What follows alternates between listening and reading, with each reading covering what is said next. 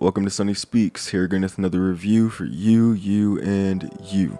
And today I'm here to talk about The Smashing Machine, written and directed by Benny Safdie and starring Dwayne Johnson, Emily Blunt, Ryan Bader, and many more. This biographical sports drama follows Mark Kerr, one of the first trailblazers for what we know to be the MMA today. But the story follows Mark dealing with drug abuse, recovery, toxic relationships, and the ups and downs of combat sports. This film is Dwayne Johnson showing the world, hey, I really can act too, notice me. But is his performance as transformative as advertised? And are the moving parts around him trying just as hard? First, let's talk about Dwayne Johnson as Mark Kerr. Spoiler alert, Dwayne Johnson can act. And in this movie, I'd say the story does show how talented he really is as a performer on screen. Mark Kerr, despite being the smashing machine, is a chill and emotional guy, but in a realistic way. And the way Dwayne Johnson depicts that feels layered with flaws, justifications for flaws, and recognition leading to understanding. In this story, Mark experiences different types of loss, and the growth Mark makes through each setback is inspiring and appreciated by this particular audience member. Though enjoying Dwayne Johnson's performance, I do find most of the emotional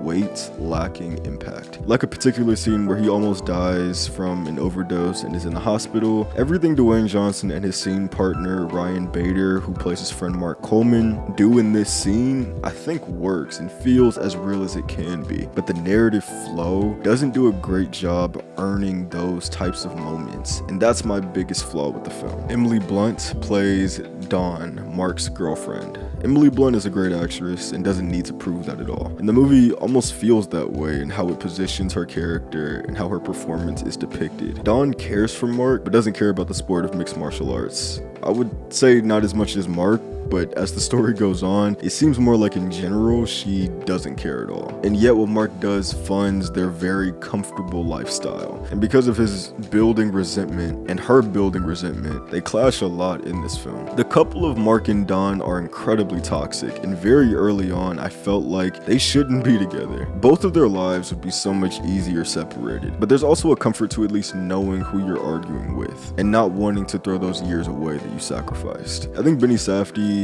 writes a toxic couple in an interesting way, and for the most part compelling, though it does feel slightly repetitive, which could be purposeful, but also very predictable. Ryan Bader as Mark Coleman was a really cool standout for me. This is his acting debut, and I thought he did a great job. His side of the story creates a Warrior from 2011 comparison that I really wish the movie would have leaned into, because I found both Marks very interesting, and their friendship but want and need to be the best fighter in the ring, not just for financial gain but for internal fulfillment, was the most interesting part of the story to me. But the narrative feels more focused on propping up Dwayne Johnson and flexing his acting muscles than to tell the most compelling story possible, and that's my problem with the film. No more beating around the bush. This movie didn't work for me. While still being competent and never insulting, which I appreciate, I did feel more bored than I anticipated, and that's because the story is flimsy at best. In the beginning I thought, oh,